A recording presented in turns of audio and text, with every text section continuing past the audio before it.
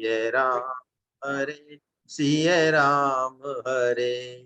रघुनंदन राघव राम हरे सिया राम हरे सिया राम हरे। रघुनंदन राघव राम हरे सिया राम हरे सिया राम हरे। रघुनंदन राघव राम हरे सिया राम हरे सिया राम हरे। रघुनंदन राघव राम हरे सिया राम हरे सिया राम हरे। हरे कृष्ण। हरे कृष्ण। भक्त भक्ति भगवंत गुरु चतुर नाम बपुए, इनके पद बंदन किए नासै विघ्ने।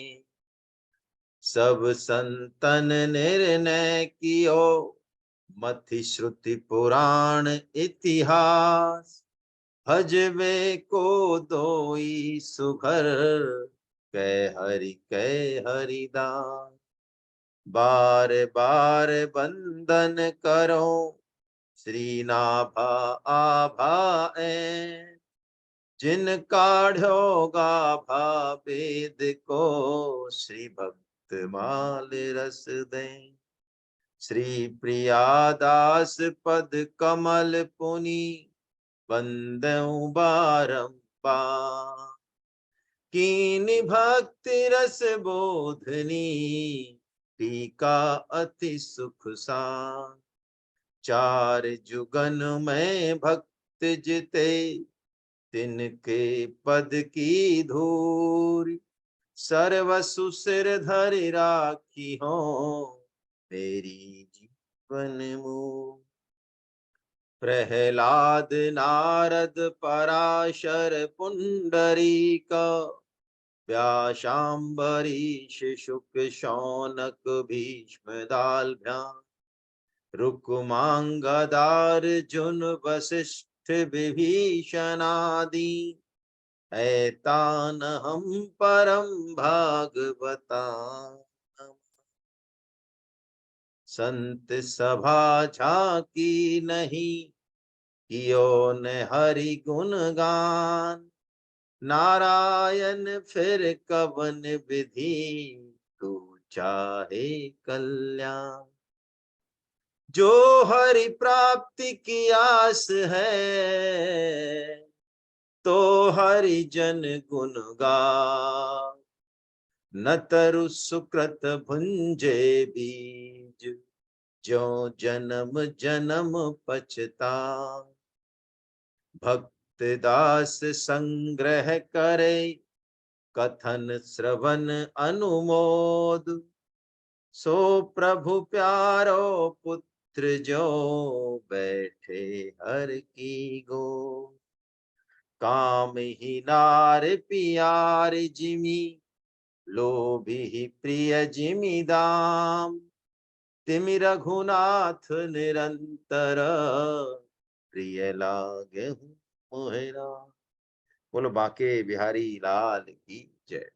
आप सब भक्तजनों के चरणों में वंदन। भक्तराज रैदास जी का हम चरित्र ले रहे हैं।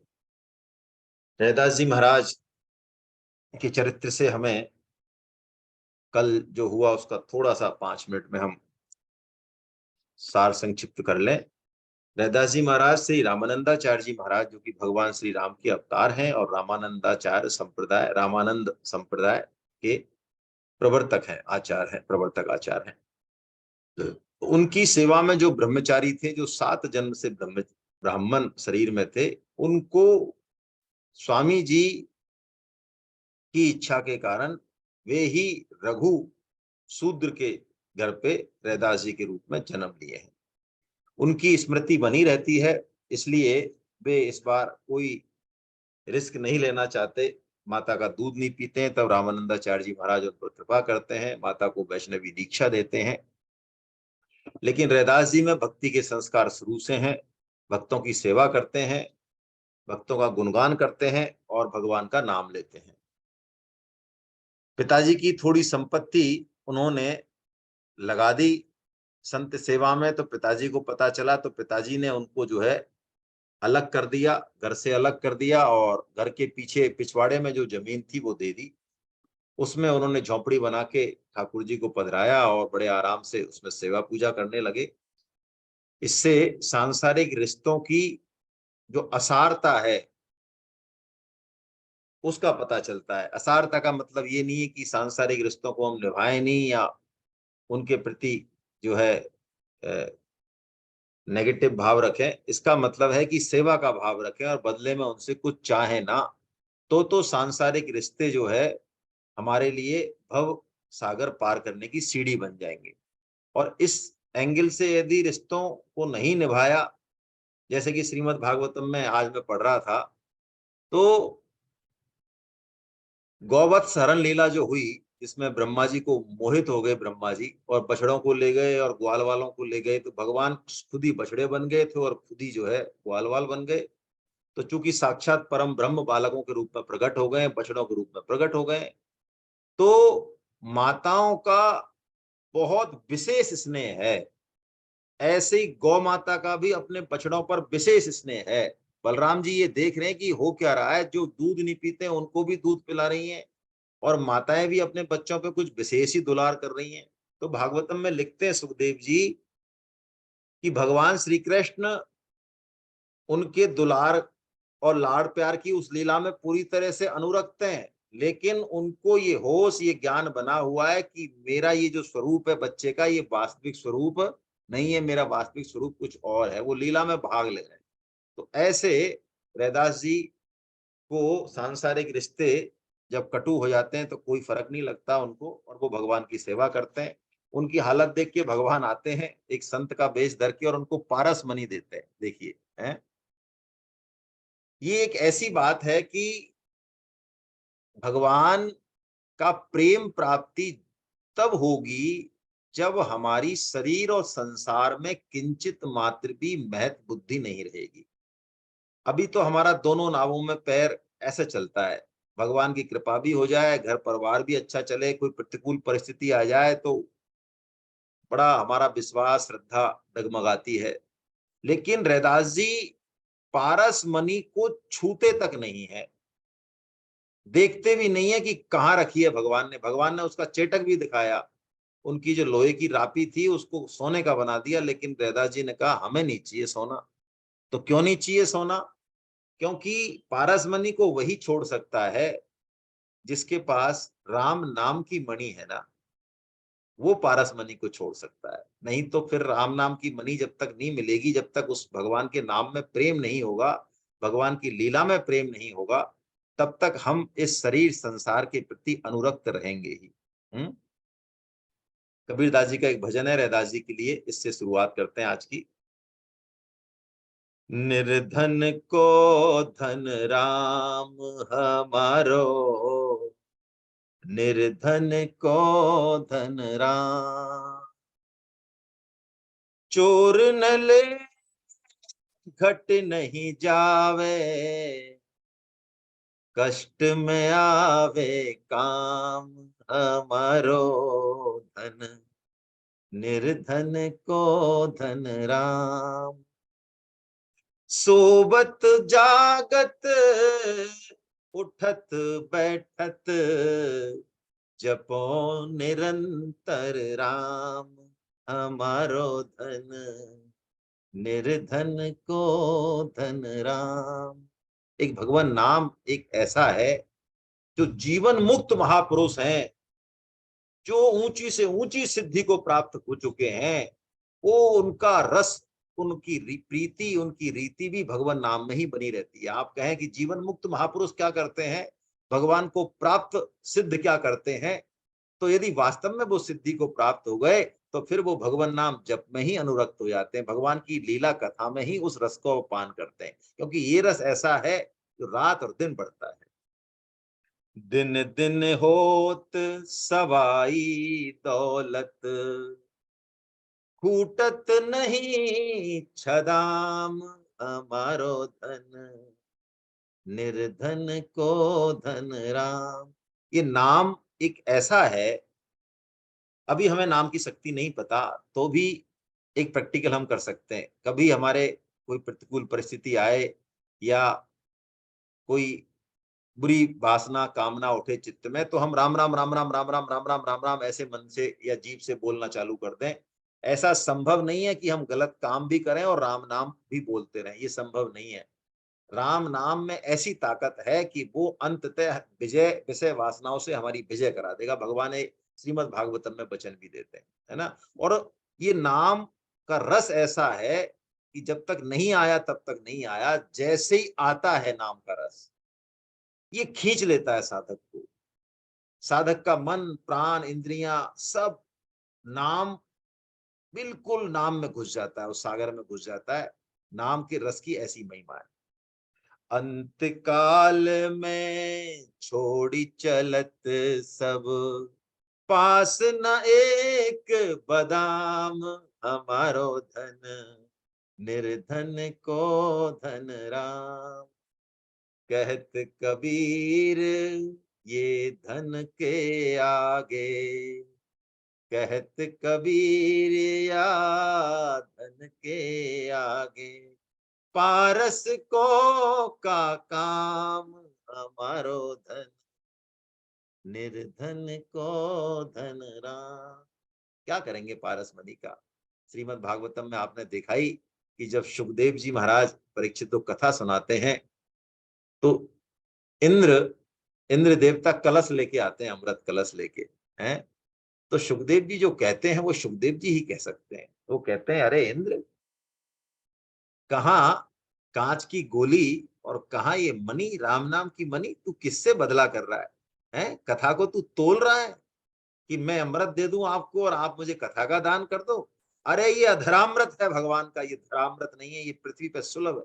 ये पृथ्वी पे जो सांसारिक सुख है वहां तो इसकी कोई गंध ही नहीं है, और ब्रह्मलोक तक में कथा का आनंद नहीं है। ये तो पृथ्वी लोक है, मृत्यु लोक है, जहां पर जो है ऐसा कथा का आनंद है। हम बड़े भाग्यशाली हैं इस कलयुग में मनुष्य जन्म लेके, और भगवान के नाम को हम सुन पा रहे हैं, रुचि हो रही है हमारी। ये कृपा से है, सिद्धि कृपा से होती है, कृपा से ही सब काम होता है। साधक प्रयास तो करता है, जो भी कुछ छोटा मोटा उससे बनता है, कर्म योग, ज्ञान योग, धन योग, जप तप दान, लेकिन सब काम कृपा से होता है। तो ये चीज हमने कल देखी। अब आगे, काशी में तो परीक्षा हो गई, राजा ने परीक्षा ले ली, तो पंडितों को पता चल गया कि रैदास जी हैं कौन आखिर में। तो काशी में तो उनका नाम हो गया। अब एक झाली रानी है, चित्तौड़ नगर की रानी है, जिसका नाम झाली रानी है। तो इसका कवित्व हम पढ़ते हैं 266 पेज नंबर 457 में। यहां से इस चरित्र को लेते हैं आगे आज। बसत चित्तौर माझ रानी एक झाली नाम, नाम बिन खाली आने शिष्य भई है। क्या कह रहे हैं प्रियादास जी कि एक चित्तौड़ की रानी है झाली, नाम बिन कान खाली है, यानी उसका जो कान है वो नाम के बिना खाली है। क्या मतलब है? बड़ी गूढ़ भाषा है कि उन्होंने अभी तक भगवान के नाम का, गुरु मंत्र का दीक्षा नहीं लिया। उन्होंने निगुरी है अभी, वो मन तो बहुत है उनका, लेकिन अभी किसी सदगुरु ने कान में मंत्र फूका नहीं है उनके।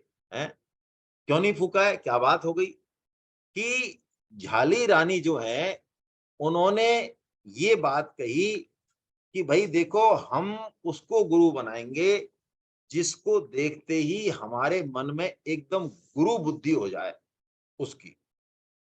तो जो उनके चित्तौड़ के उनके पुरोहित थे, पंडित थे, ले गए उनको बड़ी बड़ी जगह, लेकिन उनकी कहीं भी, बड़े बड़े संतों से वो मिली, लेकिन कहीं भी उनको देखते ही गुरु बुद्धि नहीं हुई उनकी। तो काशी में ले आए उनको पंडित। अब काशी में उन्होंने सब जगह घुमा दिया उनको, सब जगह घुमा दिया, लेकिन रैदास जी के पास नहीं लाए वो उनको। तो झाली रानी ने कहा कि भाई रैदास जी भी तो रहते हैं ना यहाँ कहीं काशी में। उन्होंने कहा हाँ रैदास जी रहते तो हैं। अरे लेकिन वो तो ऐसे ही है कि नहीं नहीं, हमने रैदास जी का बड़ा नाम सुना है, आप जो है रैदास जी के पास हमको लेके चलो। तो रैदास जी के पास जब वो गई झाली रानी, तो रैदास जी अपना वर्णाश्रम से नियत कर्म कर रहे थे, और कर्म तो ऊपरी गौण कर्म है उनका। रैदास जी की जो रहनी करनी है, अंदर अहरनिश उनका भगवान नाम चलता है, उनकी लीलाएं चलती हैं, उनका तार नहीं टूटता है रैदास जी का। ऊपर से हाथ और पैर यंत्रवत काम करते हैं। तो जैसे ही उस लीला में मदमस्त मदहोश रैदास जी को देखा, उनकी वाणी को सुना, जिस भाव में, जिस मस्ती में वो पगदासी जूती गांठ रहे हैं और भगवान का भजन कर रहे हैं, तो बहुत जो है एकदम से झाली रानी को एकदम से उनमें श्रद्धा हो गई, और रैदास में गुरु बुद्धि हो गई उनको। साक्षात उनको ऐसा लगा कि कोई दिव्य मूर्ति है। रैदास जी नहीं दिखे, कुछ और ही दिखा उन्होंने। तो उनके चरणों में पड़ गई वो, परिचय हुआ। तो रैदास जी ने देखा, अरे भाई ये तो महारानी है, झाली की है, रानी है। तो उन्होंने कहा, महाराज हम आपसे दीक्षा लेना चाहते हैं, हमें दीक्षा दो आप। तो उन्होंने कहा कि देखो भाई ऐसा है ना, आप करो भगवान का भजन, दीक्षा वीक्षा के लायक हम है नहीं। और तब उन्होंने जिद की, तो उन्होंने कहा, भाई हमारी जाति ये है और आप क्षत्रिय हो, हम आपको। तो उन्होंने, रानी ने कह दिया कि मेरी आप में जाति बुद्धि है ही नहीं, मैं तो आपको ईश्वर रूप और गुरु रूप देखती हूँ, है ना। मैंने साक्षात दर्शन किए हैं, इसलिए मैं तो आपसे ही दीक्षा पाना चाहती हूँ। तो रैदास जी बहुत टालम टोल किए, तो कबीर जी को बुलाया गया। कबीरदास जी ने भी रैदास जी को अनुरोध किया कि भाई जब अधिकारी हैं, पात्र हैं, तो आप दे दो दीक्षा, है। तो दीक्षा दे दी उन्होंने। दीक्षा लेके बड़ी राजी राजी वो चली। तो अब क्या हुआ कि जब चली वो, तो चित्तौड़ में बड़ा अधर्म फैला हुआ था उस समय, कर्म कांड फैला हुआ था, सही भक्ति की प्रतिष्ठा नहीं थी। तो उन्होंने तार भेजा, तार मतलब समाचार भेजा वहां से, और रैदास जी से कहा कि आप जो है ना, आप आओ, हमारे पास आओ। तो रैदास जी जाने लगे, तो इतने में जो है वो जो ब्राह्मण थे, ठाकुर जी ने फिर उनको बुद्धि उनकी फिर फेर दी। तो वो ब्राह्मण फिर गए राजा के पास कि महाराज बिल्कुल अन्याय हो रहा है अब तो। कि क्या हो गया भाई? कि देखो महाराज, पहले तो ये सेवा पूजा करते थे, अब तो ये गुरु बनने लग गए, है ना। और इन्होंने जो है राजा महाराजाओं को ही जो है इन्होंने गुरु बना लिया। बताओ, उनके भी गुरु बन रहे हैं, तो घोर अत्याचार हो रहा है आपके राज में। राजा ने कहा, यार अभी तो हमने परीक्षा ली है तुम सबके सामने, बार बार परीक्षा लेना ठीक नहीं है भाई, ये तो गलत बात है। अरे कि पिछली बार महाराज उनके ठाकुर जी थे, तो कोई चेटक चमत्कार उन्होंने दिखा दिया होगा, चले गए होंगे, है ना। भगवान की माया जो है ना, वो साक्षात, बिल्कुल जो साक्षात दिख रहा है ना, उसको भी झुटला देती है, ऐसी माया है भगवान की। तो जिद पड़ गए ब्राह्मण। तो राजा ने कहा, चलो ठीक है भाई, एक बार और चलो रखते हैं, है ना। तो राजा ने फिर बुलवाया उनको। अब फिर वही बात हुई कि ठाकुर जी इस बार ब्राह्मणों के थे, वो लाए कहीं से ठाकुर जी, वही बात हुई। राजा ने इस बार, तो राजा ने कह दिया कि भाई रैदास जी आप तो, है ना, आपको तो भक्त हो आप तो ठाकुर जी को विराजमान कर देते हैं, और पहले की तरह ही जो है आपने जो शर्त रखी थी उसी शर्त के अनुसार इस बार भी कर देते हैं कि आपको गुरु बनने का अधिकार है या नहीं है ना। तो यही हुआ कि ब्राह्मणों ने खूब मंत्र पढ़े, और ठाकुर जी हिले ही नहीं, है ना। लेकिन जब रैदास जी भाव विभोर हो गए, रैदास जी ने इस बार दूसरा भजन गाया है, वो भी गा लेते हैं थोड़ा सा 1 मिनट में। तो रैदास जी कह रहे हैं, महाराज आप पता नहीं मेरी क्या जो है हालत करना चाहते हो। मैं ये प्रसिद्धि नहीं चाहता हूँ, कीर्ति नहीं चाहता हूँ, पर आप बार बार जो है पता नहीं क्या नए नए कौतुक रचते हो। अभी तो कौतुक रचा आपने, आप ही जो है सारा ये खेल कर रहे हो, आप ही सारी बात कर रहे हो। तो रैदास जी ने भजन गाया उनको कि प्रमाण करो प्रभु प्रण अपना, प्रमाण करो प्रभु पन अपना। आपने जो पन ले रखा है, प्रण ले रखा है, पन कहीं भी कहते हैं उसको, कि दीन बंधु दीन दया करना, प्रमाण करो प्रभु प्रण अपना। अब भगवान को रिझाने के लिए एक बहुत अच्छी टेक्निक बताते हैं संत। क्या? भक्त कभी ये नहीं कहता कि मैं भगवान का भक्त हूं। भक्त क्या करता है कि भगवान के जो और भक्त हैं, प्रेमी भक्त, उनके नाम लेता है ना। जैसे यामुनाचार्य जी के जो शिष्य हुए रामानुजाचार्य जी, आपको पता हो तो उन्होंने भी अपने गुरु का, दादा गुरु का नाम लिया भगवान से, तब भगवान रीझे उन पर। ऐसे ही तो ये भी भक्तों का नाम ले रहे हैं। हिरणाकुश उदर बिदारना, हिरणाकुश का पेट पड़ा आपने महाराज। प्रहलाद विषाद निवारना, प्रहलाद जी का दुख भी आपने तो दूर किया था। ग्राह गसो गज कारना, और ग्राह का भी आपने सिर कुचल दिया जो है चक्र से, गज के कारण है। तेरो सुमिरन जसु बड़ धारना, तेरा सुमरन करके बड़े बड़े लोग भवसागर पार कर जाते हैं। तो रैदास अनई भव तारना, तो प्रभु ये रैदास जो आपका एक छोटा सा जो है दास है, तो अब किस लिए प्रभु अब विलंब के ही कारना। ऐसे रैदास जी ने जब भाव विभोर होकर भजन गाया तो भगवान फिर जो है रुंझुन रुंझुन करते हुए फिर आ गए। तो अब की बार तो बिल्कुल ब्राह्मण और सभी लोग बिल्कुल नतमस्तक हो गए और एक स्वर से मान लिया सबने कि भाई रैदास जी के ऊपर तो भगवान की विशेष ही कृपा है, विशेष कृपा है। तो अब रैदास जी चले चित्तौड़ की तरफ, झाली रानी ने जो बुलावा दिया है ना।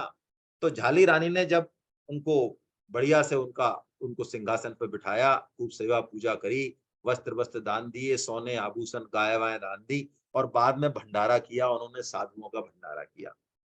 तो वहां के जो ब्राह्मण थे उन्होंने कहा कि महाराज महारानी जी, आप है तो वैसे बहुत भक्त हो, लेकिन आपने जो है सही काम नहीं किया, है ना। शूद्र पूजा कर दी आपने, और ये हम आपके भंडारे में जो है भोजन नहीं करें हैं।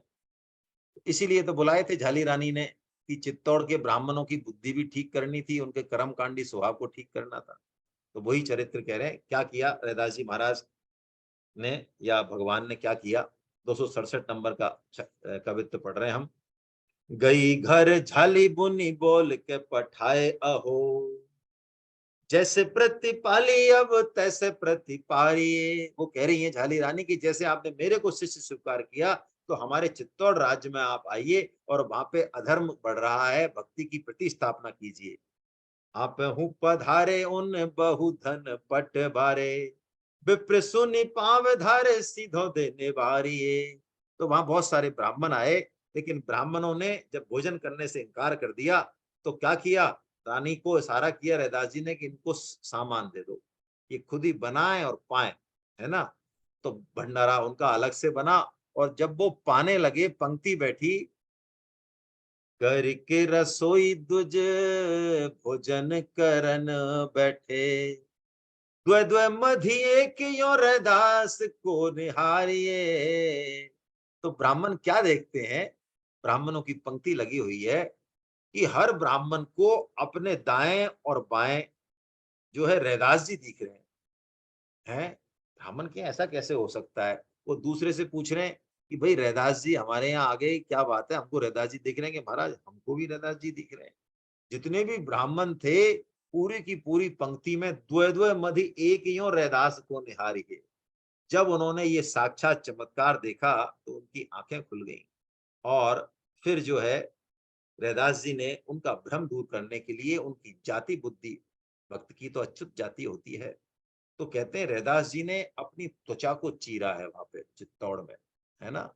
और जो 7 जन्म से वो ब्राह्मण है, तो ब्राह्मण तो जनेऊ धारण करते हैं जो नष्ट हो जाता है, रैदास का जनेऊ वो ब्रह्म सूत्र सोने की तरह चमक उठा, है ना।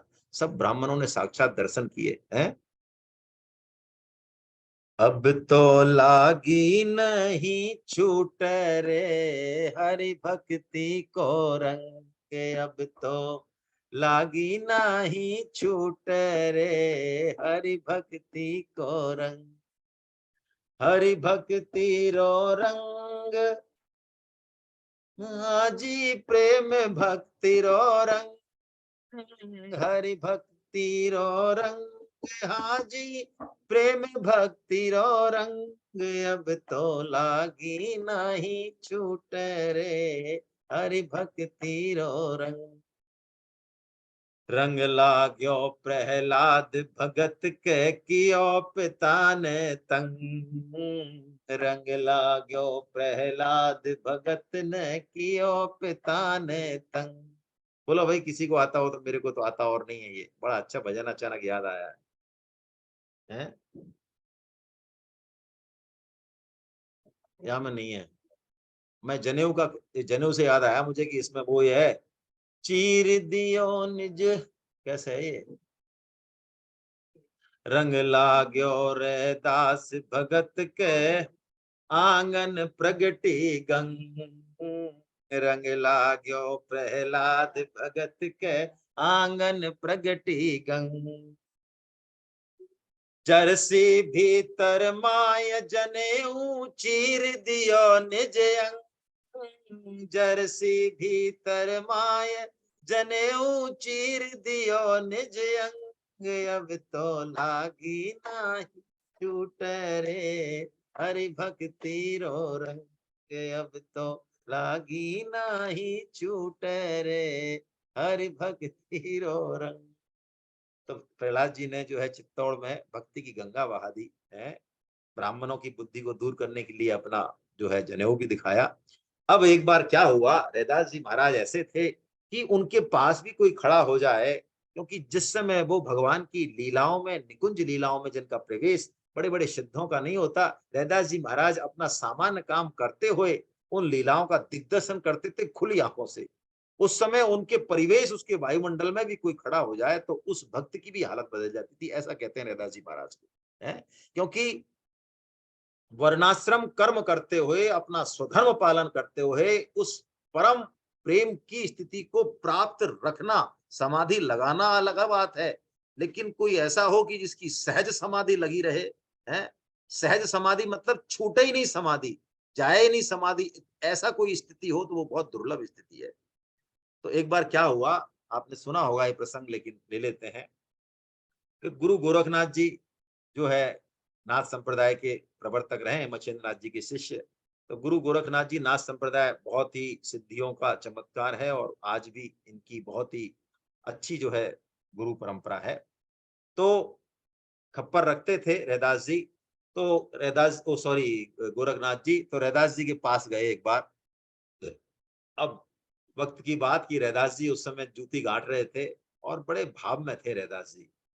तो जैसे ही इन्होंने अलग निरंजन या जो भी ये कहते हैं, नाथ संप्रदाय क्या कहते हैं, तो रैदास जी ने क्या किया, जो चमड़ा भिगोने का जो पानी था, उस चमड़ा भिगोने के पानी को उठाया हाथ से और कह दिया, लो महाराज चरना मत लो।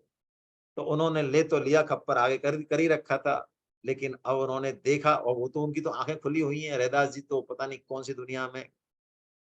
उन्होंने कहा इन्होंने आज बड़ी जो है, मतलब बताओ, जूती गांठने का, चमड़ा भिगोने का पानी जो है इन्होंने हमको चरणामत कह के दे दिया। उन्होंने बड़ा चल दिए वहां से, खिन्न सा मन हो गया उनका, है ना। और कबीर जी रहते थे काशी में, तो कबीर जी के यहाँ भी उनका आना जाना था। तो कबीर जी के घर पहुंचे, बड़ा खिन्न सा मन था। तो कबीर जी की जो पुत्री थी, एक पुत्र था कमाल और एक पुत्री थी कमाली। तो कमाली ने पूछा उनसे, अरे के चाचा कहाँ से आ रहे हो आप, ऐसे कैसे उदास हो रहे हो, अरे क्या उदास हो रहे हैं। रैदास जी गए थे, रैदास जी ने क्या दिया, चन्ना मत दिया, क्या दिया, अरे काहे का चन्ना मत दिया, वो चमड़ा भिगोने का पानी था वो दिया चन्ना, कहाँ है वो, कहाँ है, कहाँ है, अरे कहाँ है, क्या इसमें है, मैंने थोड़ा सा तो उड़ेल दिया, बाकी कुछ बूंद बांद कुछ पड़ गया, धो लाओ इसको, जाओ धो लाओ, मेरे खप्पर को धो के लाओ। तो कमाली ने, कमाली को तो कबीर की पुत्री है, रैदास जी का भाव पता है, उनकी स्थिति पता है। तो कमाली ने उस कमंडल की एक दो बूंदों को पी लिया। तो पीते ही कमाली के हृदय में, पूरे शरीर में ऐसी तरंगें उठने लगी, प्रेम की हिलोरें उठने लगी, जो भगवान शिव गोप वेश बना के जिन निकुंज लीलाओं में जाते हैं, भगवान शिव की एंट्री जिस तरह से होती है, वो निकुंज लीलाओं के दर्शन जो कबीर जी और रैदास जी करते हैं, वो संत कृपा से कमाली को होने लग गए हैं। ऐसा बढ़िया जो है कमाली की बहुत खातिरदारी की, बिछ गई कमाली, कबीर जी आ गए। उसके बाद चले गए गोरखनाथ जी, बात चली गई। अब ये कमाली का ब्याह होके कमाली चली गई मुल्तान में, मुल्तान भी पहले आर्यावर्त में ही था। और गोरखनाथ जी ये भक्ति का प्रचार करते घूमते थे, तो भक्ति का प्रचार करने के लिए चेटक भी दिखाने पड़ते हैं, सिद्ध सिद्ध तो दिखाते हैं योगी लोग। तो एक बार इन्होंने ऐसा प्रण किया था कि मेरे खप्पर को जो भर देगा उसके घर पे मैं भोजन करूंगा। अब इनके खप्पर को भरने के लिए गांव के गांव इकट्ठे हो जाते लोग, चावल गेहूं के बोरे की बोरे डाल देते, लेकिन छोटा सा खप्पर नहीं भरता। बड़ा सिद्ध बल है भाई, योग बल है, खप्पर भरता ही नहीं। लोग बड़े भक्ति का वो देखते, अरे कैसा, बड़ा प्रभावित होते। तो लेकिन इनको कोई भोजन नहीं करा पाया। तो एक दिन क्या हुआ कि ये भिक्षा मांगने गए, भिक्षा मांगने गए तो क्यों ना हो संयोग बस ये कमाली के घर पहुंच गए। और जब आवाज लगाई तो कमाली तो पहचान गई कि ये तो चाचा की आवाज है। तो पर्दे में थी, घूंघट में थी, तो घूंघट में ही रह के उसने एक चावल का दाना डाला। तो चावल का दाना डालते ही खप्पर जो है ऊपर तक भर गया। तो गोरखनाथ जी का तो मुंह एकदम खुला की खुला रह गया कि अरे बेटी, अब मेरे को क्या, आओ भोजन तैयार है, आपका प्रण है ना कि भोजन तो मैं कर लूंगा, बैठ गए, लेकिन तू ये बता बेटी, ये तूने विद्या कहाँ से सीखी है? अरे मैं इतने सालों से, पूरी दुनिया में मेरा नाम है गुरु गोरखनाथ है, तू मेरी विद्या तूने फेल कर दी। तो उसने कहा चाचा, ये विद्या तो मुझे आपने ही सीखी है, मुझे आप पहचाने ही नहीं क्या? अरे चाचा नाम से कुछ लगा? अरे कि मैं कमाली, कबीर की पुत्री, तुम्हारी भतीजी कमाली। ओहो, कमाली? तो पूछा कमाली से, मैंने तेरे को कब विद्या सिखाई? है मैंने तो नहीं सिखाई, मैं खुद ही नहीं जानता। तो उन्होंने कहा चाचा, उस तो सारी घटना सुनाई उसने कि जिस दिन आप रैदास जी के वहां से आए थे, तो तब से मेरा तो, बस उस दिन से मेरा तो जन्म ही अलग हो गया। अब रैदास जी भोजन भोजन तो कुछ किए कि नहीं किए, रैदास जी भागे वहां से, हैं, भागे और दौड़ते दौड़ते दौड़ते दौड़ते या योग बल से जो भी होगा, पहुंचे, रैदास जी के पास पहुंचे गुरु गोरखनाथ, और उनके चरणों में गिर पड़े, हैं, कि महाराज कृपा है, चरणामृत, भगवान चरणामृत दो मुझे, है।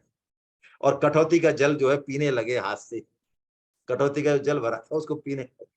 तो रैदास जी ने कहा,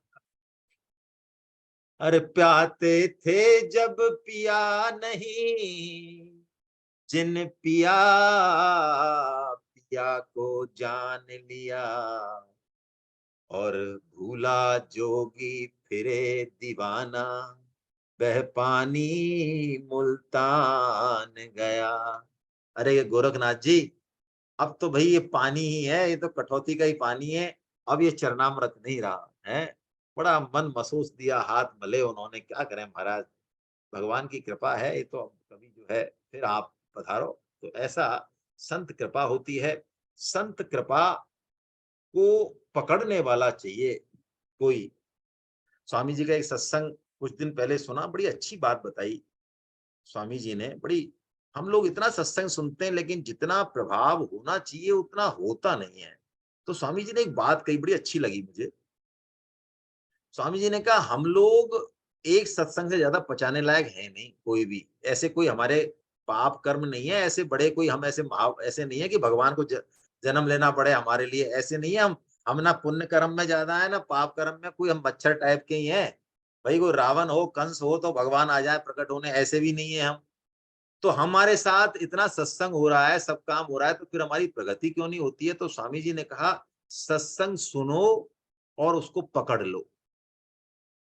यदि पकड़ लिया तो एक सत्संग बहुत है। हम लोग सत्संग सुनते हैं, पकड़ते हैं और छोड़ते हैं, पकड़ते हैं और छोड़ते हैं, ये हमारे साथ होता है, इस कारण प्रगति नहीं होती।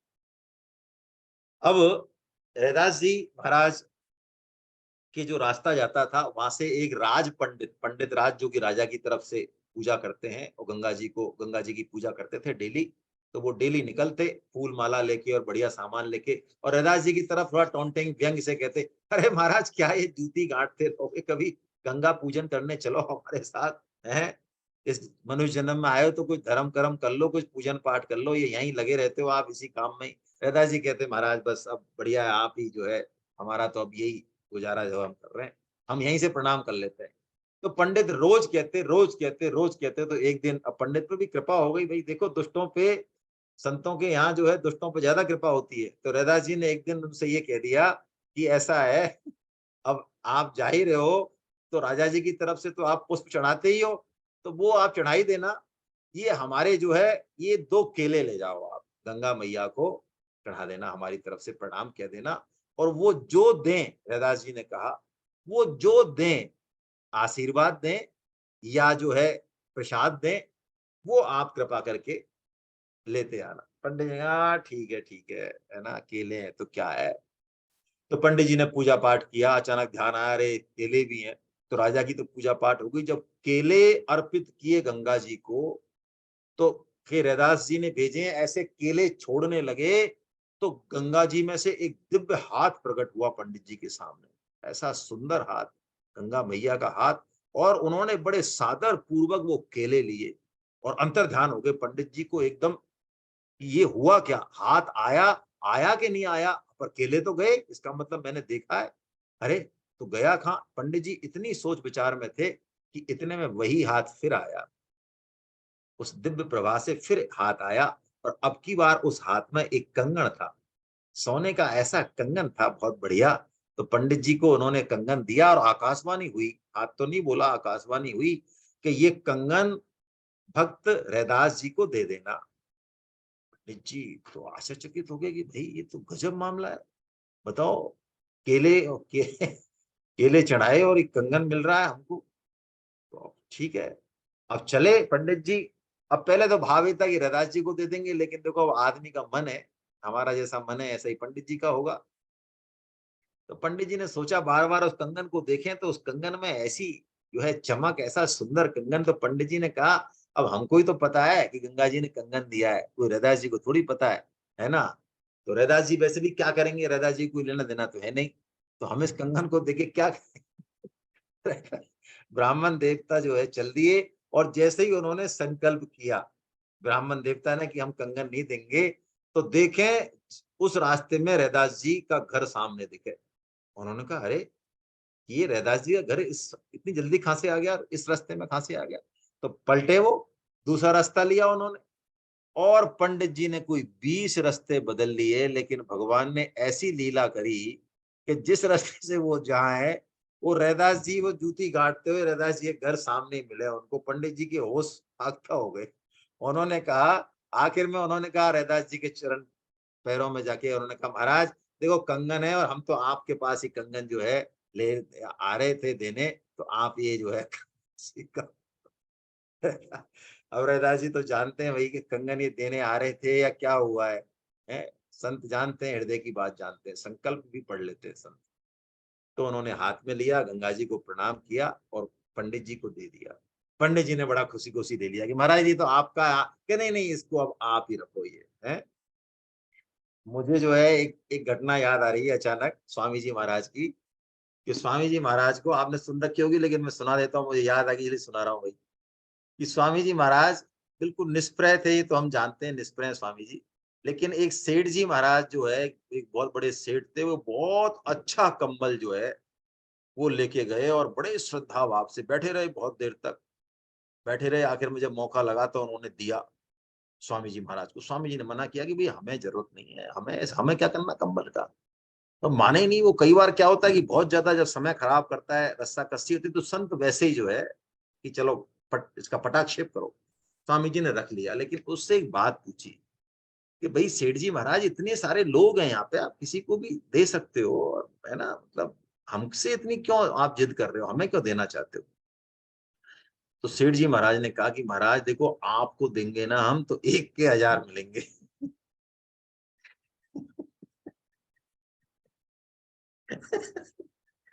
तो सेठ स्वामी जी महाराज ने सुनाई है घटना, तो कहते हैं स्वामी जी महाराज चुप हो गए, बोले नहीं 1 मिनट तक। भाई संत जो है क्या करें। 1 मिनट बाद स्वामी जी ने बड़े उसको उठाया प्रेम से और उनसे कहा महाराज 1000 में से एक तो आप अभी चुको। उन्होंने कहा महाराज अरे कैसी बात कर रहे हो आप, ये आपका है, ये हमने आपको दिया है। अरे कि बिल्कुल आपने दिया है, अब ये हमारा है। तो अब हमको 1000 चुकाने, या तो इस जन्म में चुकाने या और जन्म लेने पड़ेंगे, क्या पता है, वो तो चुकाने तो पड़ेंगे हमको। तो कम से कम एक तो चुकाएं आपका, एक से तो फ्री। जब आपके स्वामी जी महाराज का और भी एक सत्संग है, उसमें स्वामी जी महाराज का ये कहना है कि यदि किसी वस्तु के प्रति किसी का भाव है कि यार ये मेरी होती या मैं इसको, तो स्वामी जी उसको, उनको ऐसा वो था कि वो यूज नहीं करते थे उसको, वो कहते ये भी आपकी ही हो गई है, आपकी ही है। सेठ जी का भी ऐसा सिद्धांत था। तो रैदास जी ने भी वो कंगन जो है पंडित जी महाराज को दे दिया। पंडित जी महाराज ने ले लिया आराम से, राजी राजी नानों पर करते हुए ऊपर से जैसे हम करते हैं। अब पंडित जी ने क्या किया, पंडित जी ने उसको सुनार को बेच दिया। सुनार के यहाँ से एक नगर सेठ जो है अपनी सेठानी जी को लेके आया, बहुत महंगा कंगन था, लेकिन नगर सेठ ने ले लिया। और नगर सेठ से कैसे रील घूमती है, तो राजा के यहाँ पार्टी थी, तो उसमें बड़े बड़े लोग थे, तो वो नगर सेठ की जो पत्नी थी वो भी उस पार्टी में गई। तो उस पार्टी में गई तो महिलाओं को शौक होता है ना, चाहे कितने होंगे, लेकिन वो उसको पहन के गई। और वो कंगन ऐसा है कि छुपाओ तो छुपे नहीं, ऐसा अद्भुत उसमें से चमक निकल रही। तो रानी बातचीत तो करे नहीं और रानी की निगाह कंगन पे। रानी सोचे बताओ ऐसा कंगन, उन्होंने पूछा कि भाई हमारे, हम तो लाए बाजार से लाए। तो रानी ने कहा ऐसा कंगन तो हमारे पास होना चाहिए, ये सेठ हमके पास क्या कर रहा है, हम राजा हैं यहाँ के, रानी तो हमें। तो उन्होंने राजा से कहा। राजा ने खट बुलवाया सुनारों को, फटाफट मीटिंग बुलाई और पता लगाया भाई कोई कंगन सेठ जी कहाँ से लेके गए। तो एक सुनार ने कहा महाराज हमसे लेके गए। अच्छा तो बनाओ कंगन, आप फटाफट 2 कंगन बनाओ रानी जी के लिए। तो सुनार ने कहा महाराज ये कंगन हमने इतने ऊंचे दाम पे बेचा है। क्यों बेचा है? हमें पीढ़ियां हो गई, ये कंगन कोई सुनार बना ही नहीं सकता। ये मैं आपको अंतर मन की बात बता रहा हूँ, ये कोई दिव्य कंगन है, ये कोई भगवान का ही प्रसाद हो, ये कंगन हम बना ही नहीं सकते। जिस तरह की उसमें कढ़ाई है वो कंगन बन नहीं सकता। इसलिए आप मेरे को तो क्षमा करो महाराज, है ना। तो उन्होंने कहा बताओ फिर तुमको मिला कहां से ये। तो वो सूत्र से चलते चलते और वो पंडित जी पे टिक गया वो सूत्र। तो राजा ने कहा पंडित जी महाराज 2 दिन में कंगन आना चाहिए, नहीं तो तुम्हारा जो है काम तम, काम तमाम। अब पंडित जी फंस गए बेचारे, क्या करें पंडित जी। अब पंडित जी कहां से लाए कंगन, गंगा जी के पास घुमाए, वो दें क्या। तो उन्होंने फिर परेशान होके भक्त रैदास के पास गए और सिटपटाए, बोले महाराज अब हमारी जान आपके हाथ में है, क्या हो गया। उन्होंने सारी घटना सच्ची सच्ची बता दी। महाराज देखो हमें नहीं चाहिए, हमारे लिए नहीं चाहिए, अब हमारे राजा ने जो है हमारे प्राण दंड दे रखा है, बताओ एक कंगन और आपको, आपके तो क्या है ना। तो रैदास ने कहा कि भाई ठीक है, अब ऐसे तो गलत बात है ये तो। उन्होंने कहा महाराज पैरों में पड़ गया, हमारी जान चली जाएगी आप। अरे कि भाई ये अच्छी बात नहीं है, इस तरह से कोई थोड़ी होता है, ये तो गंगा मैया है। कैसे, जैसे सेठ जी कहते थे ना कि भाई हम थोड़ी कह सकते हैं भगवान से कि दर्शन दो। जसीडीह में जब भाई जी और 12 आदमियों को दर्शन हुए, उसके बाद सेठ जी और उनका जो वार्तालाप है वो सुने आप, तो लोग कहते हैं कि नहीं नहीं आप कहिए भगवान को, आप चाहें तो दर्शन करा सकते हैं, आपने कराए।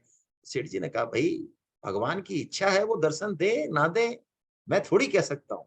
ये दर्शन दे या ना दे मैं ये भी नहीं कह सकता है।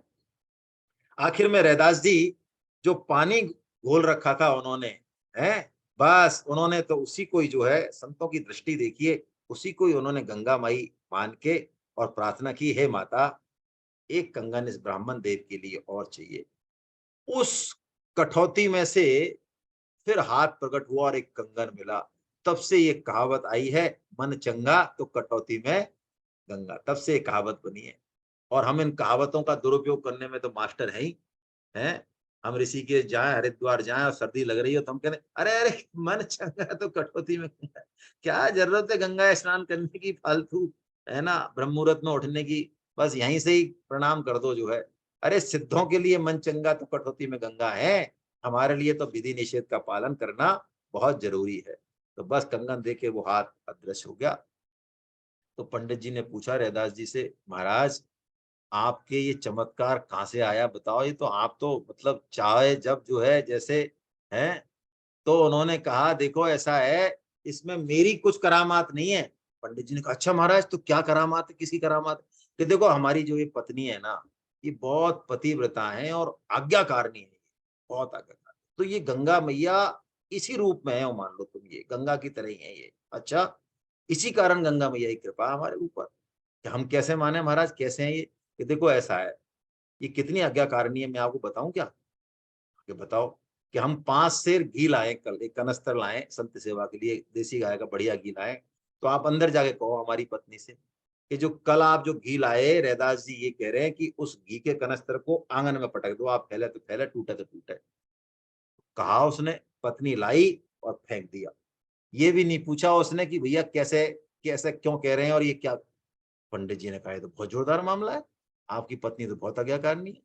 तो उन्होंने कहा देखो ये काम तो हमको भी करना चाहिए। तो वो पंडित जी घर पहुंचे और अपनी पत्नी से बोले कि हमारे जो पावर जो पावर घी रखा है ना, उसको फटाफट आप आंगन में ले आओ, फेंक दो। तो पंडितानी ने कहा भांग पी लिए क्या, भांग भांग पी के आए हो। अरे के भांग वांग पी के आए हो तुम, भांग वांग पी के नहीं आए, हम बिल्कुल होश में बात कर रहे हैं। तुम जो घी का डिब्बा है पावर घी का, उसको तुरंत जो है आंगन में फेंको, हमारी आज्ञा का पालन करो तुरंत प्रभाव से। तो पंडितानी जो है झाड़ू निकाल रही कि हम बता दें। तो पंडित जी ने कहा भैया जब घर में ही ऐसी कुलक्षणी है तो गंगा मैया को खांसे मनाएंगे। तो बैराग हो गया उनको है। तो ऐसा जो है ये कंगन का चरित्र है। मन चंगा तो कटौती में गंगा।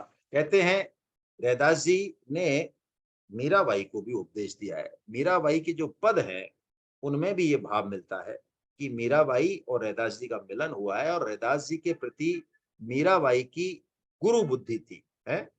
बहुत सारे पद है जिसमें लगता है कि मीरा मेरे संत हैं और मैं संतन की दास, और चेतन संता सैन थे और दी सतगुरु रैदास।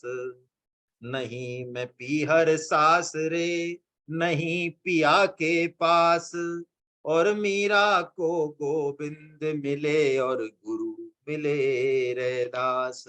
ऐसे मीरा के पदों में ये आया है कि मीराबाई को भी रैदास जी ने जो है दीक्षा दी है और उनको ज्ञान दिया है। गुरु गुरु भाव उनका रहता था, है ना।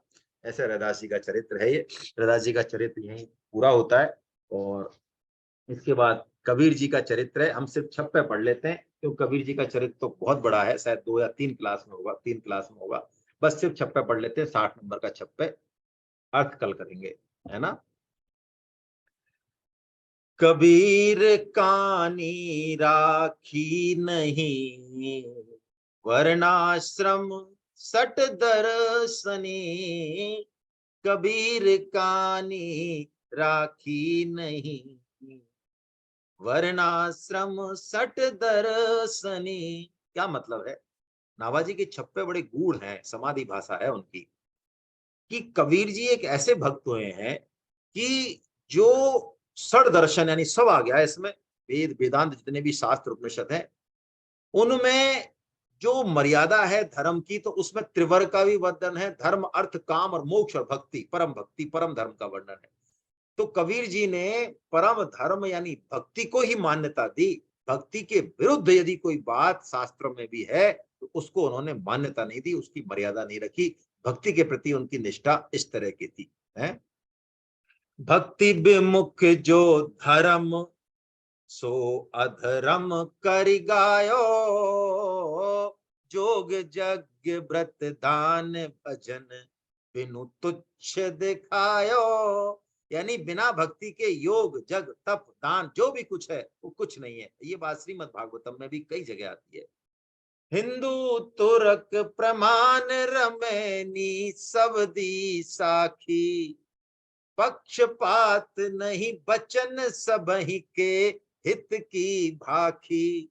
यानी इनकी जो जो बीजक है या इनकी जो सब्दी साखियां हैं वो ऐसी हैं कि वो कोई जाति वर्ण नहीं मानती है। आज भी आप देखेंगे हिंदू समाज में सनातन धर्म में बहुत जो है विभक्त हो गया है। ये बड़ी दुख की बात है, बहुत विभक्त है। वर्णाश्रम समाज का सनातन धर्म का एक बहुत बड़ा हिस्सा तो भगवान की तरफ झांकना भी नहीं चाहता। उनका श्रद्धा भाव पता नहीं ऐसी कलयुग की हवा है, कुछ पढ़े लिखों की हवा है, क्या से क्या वो उल्टा सीधा पढ़ाते हैं सुनाते हैं कि बहुत ज्यादा विद्वेष है मन में।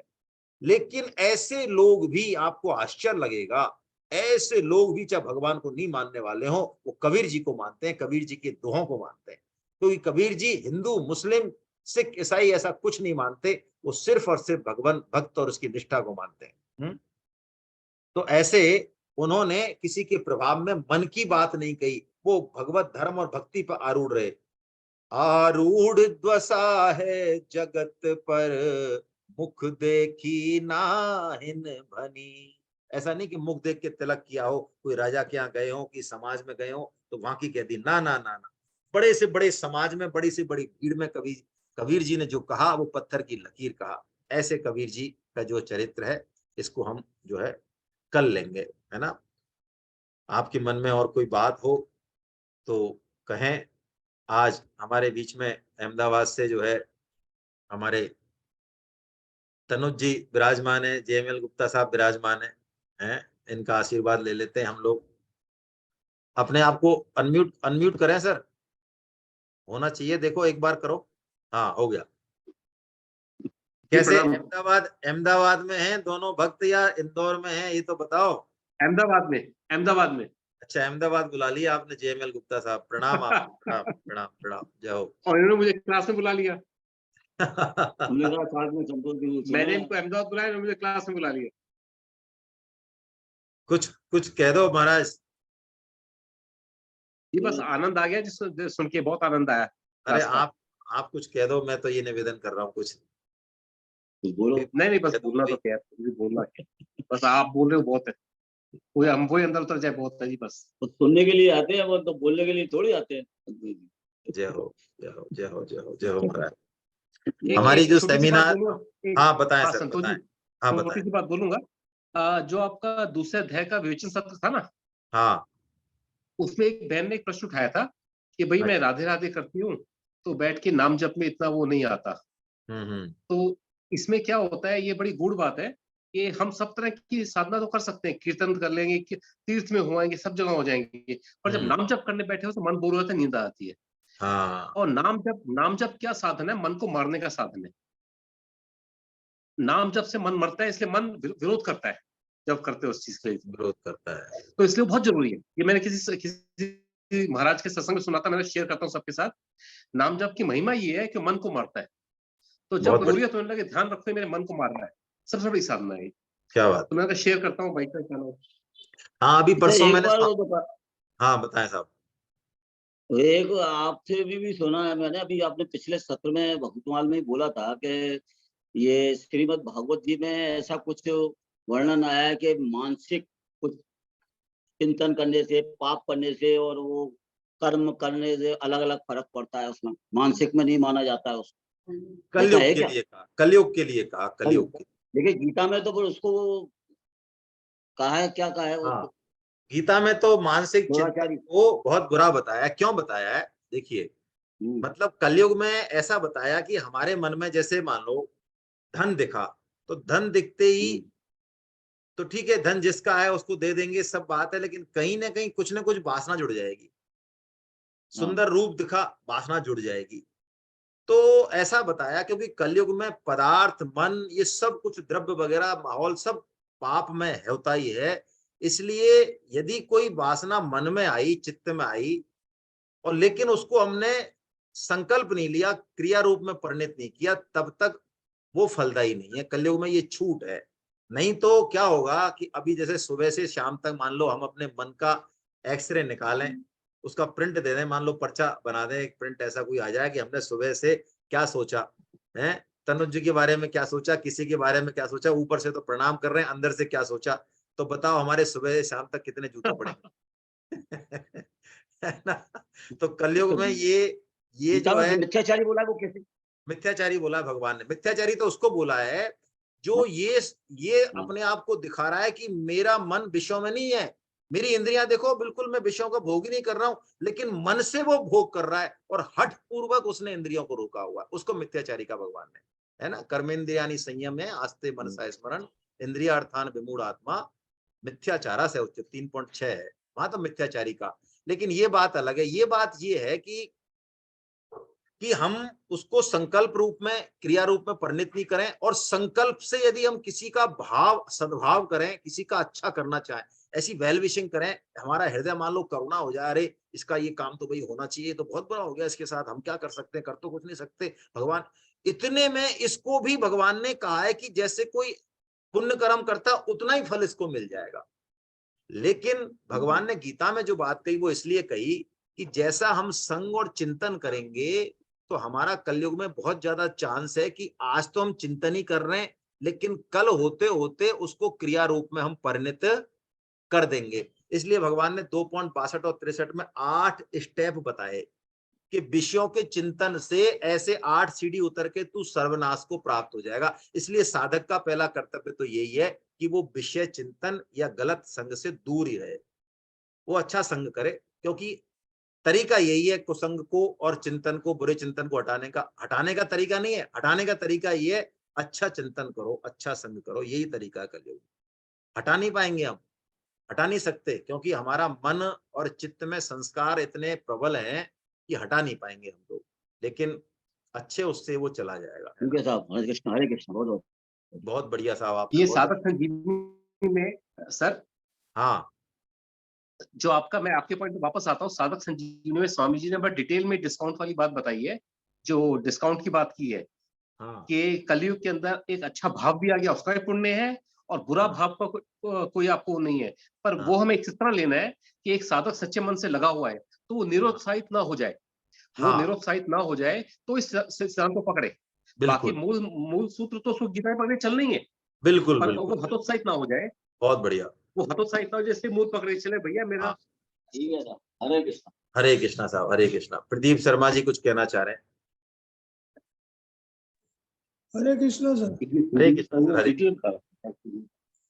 भगवान तो भाव के भूखे हैं सर, अंतिम समय के भाव पे वो मोक्ष भी दे देते हैं और कुत्ते की योनि भी दे देते हैं।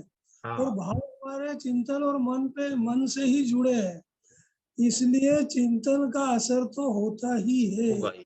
इसलिए हमको सद चिंतन ही करना चाहिए। बिल्कुल सही आपने जोड़ा है।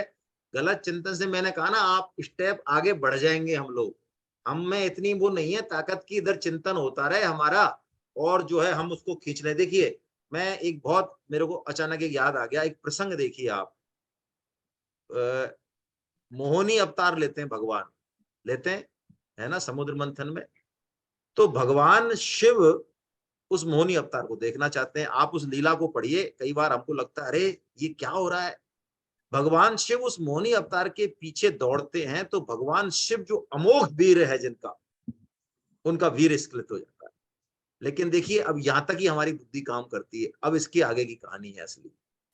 भगवान शिव के साथ जो ये हुआ, तत्क्षण वो उससे अलग हो जाते हैं और फिर अपने मूल स्वरूप में आ जाते हैं और भगवान की स्तुति करते हैं। और भगवान फिर उनकी स्तुति करते हैं।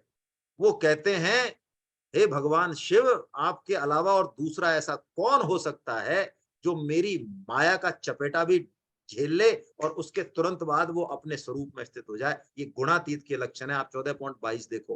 प्रकाशन च प्रवृत्तम च मोहम एव च पांडवा न दृष्टि संप्रवृत्तानि न निवृत्तानि कांक्षति। कैसा बढ़िया एग्जाम्पल है। मतलब ये सारे गुण, तीनों गुण आ जाए गुणातीत में और तीनों गुण चले जाए चाहे भले ही, गुणातीत उसकी परवाह नहीं करता है ना। तो हम चिंतन, हमारी हालत ऐसी नहीं है, इसलिए हम गलत चिंतन करें ही ना। हम तो भक्तों का संग करें, तभी जो है ठीक होगा। और महावीर बंसल साहब हैं या नहीं है मुझे नहीं पता। तो आप लोग एक तो बच्चों की सेमिनार के लिए भाई थोड़ा प्रयास कीजिए, मेरा आपसे हाथ जोड़ के निवेदन है ना। सभी जो है प्रयास करें, बच्चों की सेमिनार के लिए अवश्य करें। और 5 तारीख को ब्राइट फ्यूचर स्कूल निर्माण नगर जयपुर में 5 बजे सत्संग है ना, मासिक सत्संग है। आप पधारें, है ना, प्रसादी भी है उसके बाद, वहां आप पधारें। और हमारी जो जयपुर की सेमिनार है, ओम प्रकाश, हरे कृष्णा हरे कृष्णा। 2, 3, 4 जून को है सर, हरे कृष्णा, जयपुर आप, की सेमिनार 2, हाँ 3, 4 जून सर, 3 दिन ठीक है, की है। ठीक है, आपकी आवाज आ रही है थोड़ी। 2, 3, 4 जून को है, बिल्कुल सही है। ओम प्रकाश गुप्ता जी करा रहे हैं, हमारे बीच में है। आप कराइए, जोड़िए, लोगों को जोड़िए भैया ना। गीता प्रचार हम लोग लगातार करते रहे। बहुत बढ़िया, आप सबको प्रणाम। गोविंद जय जय गोपाल जय जय, गोविंद जय जय गोपाल जय जय, राधा रमन हरि गोविंद जय जय, राधा रमण हरि गोविंद जय जय, गोविंद जय जय गोपाल जय जय, गोविंद जय जय गोपाल जय जय, राधा रमन हरि गोविंद जय जय, राधा रमण हरि गोविंद जय जय, श्री राधा रमन हरि गोविंद जय जय, श्री राधा रमण हरि गोविंद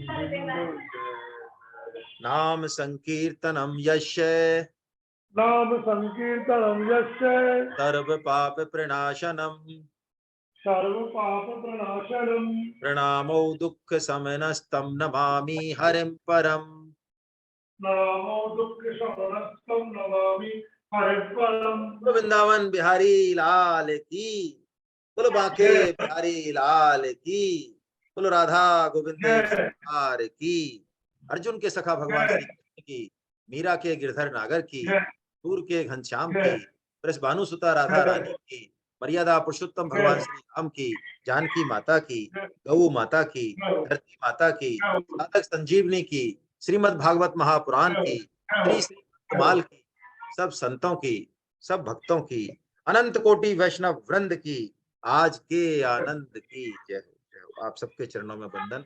हरे कृष्णा। मंगलवार को, अगले मंगलवार को। हरे कृष्णा, जय जगन्नाथ, जय जगन्नाथ। शारदा जी अगली बार आप कीर्तन करा देना, है ना, टाइम पे आ जाए तो। हरे कृष्णा, हरे कृष्णा।